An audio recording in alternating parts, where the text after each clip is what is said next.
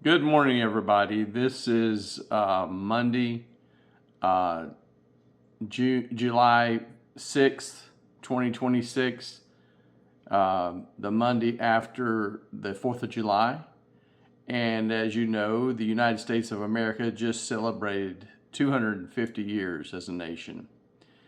And I've been reflecting quite a bit on our nation and what God is doing in our nation. One thing keeps coming to my mind, and that's our country's motto, which is on our money. It says, "In God we trust." And I've got a question for you. Do you really feel like the United States of America trusts in God?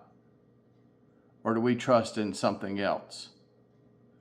You know, in the book of Psalms, in the 20th chapter, verse 7, it says, "Some trust in chariots and some in horses, but we will remember the name of the Lord our God."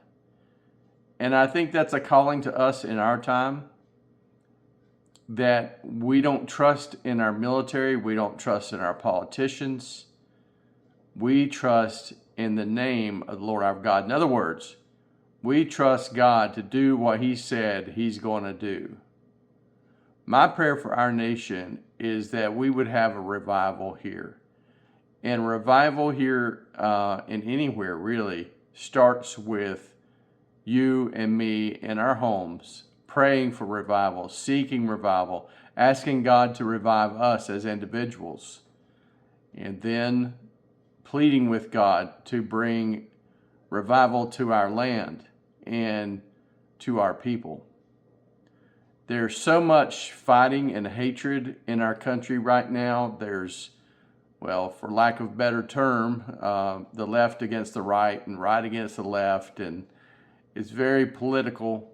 And we get caught up in so many things. And as Christians, I think we put our trust in our politicians a lot of times, particularly if it's someone that we really like that's in charge.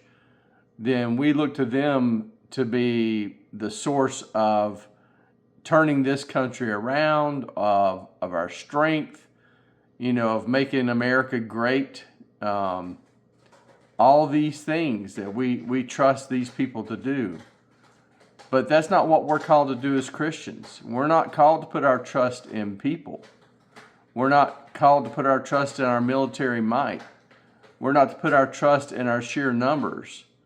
We're to trust the Lord our God.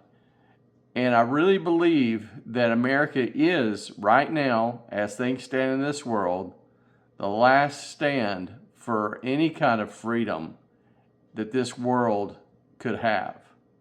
However, I believe if we don't do what we've been called to do, the mantle that our forefathers passed down to us, to be a godly nation, to seek God first, to really mean it when we say that we trust in God, that there's no reason to believe that we're going to be around as a nation as the only alternative to the world system.